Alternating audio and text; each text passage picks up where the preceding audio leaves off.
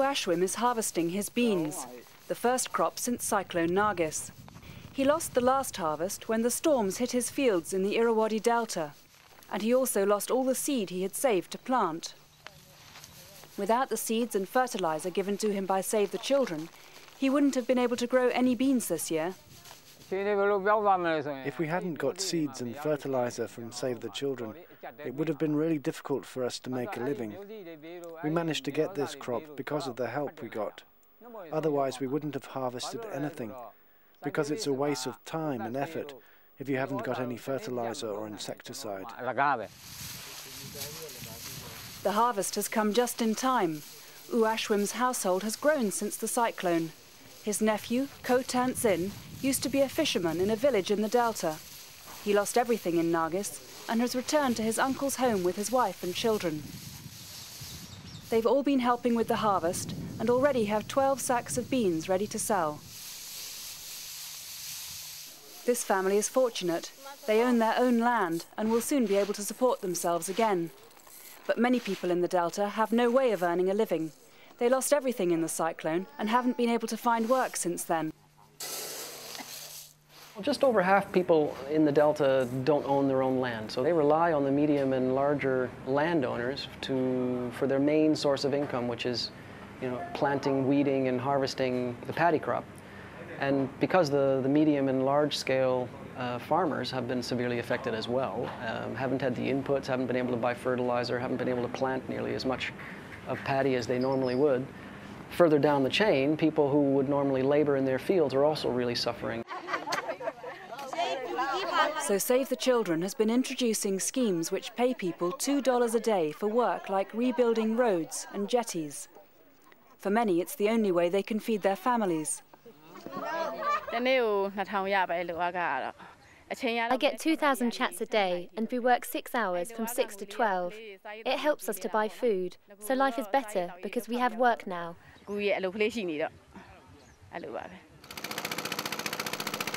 There are many schemes like this operating across the Delta. So Se-tung works for Save the Children and is helping to run the projects. He's a Nargis victim himself and lost all his family apart from his brother in the cyclone. He started work with Save the Children shortly afterwards, helping to distribute food. Now he's introducing the Cash for Work projects to villages, explaining how they function and finding out what work needs to be done. Here they want the road rebuilt.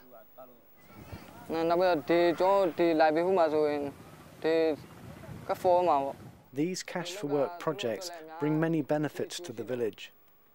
They help people to save a little money, and they support the local economy by increasing the cash flow in the village. Now, people say they'll be able to pay for their children's education, and they say that their future looks brighter. There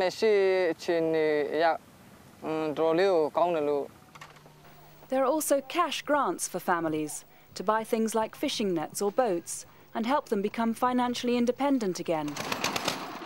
In this village, a third of the families are refugees from the cyclone.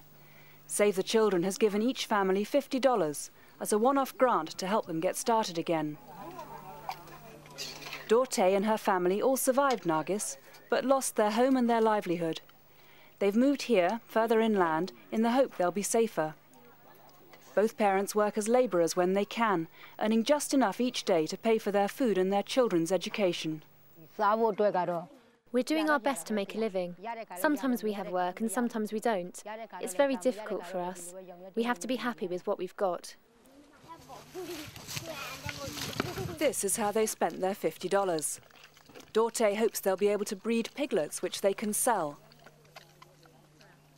Aid agencies working in the Delta say many people need this kind of help to become self-sufficient again.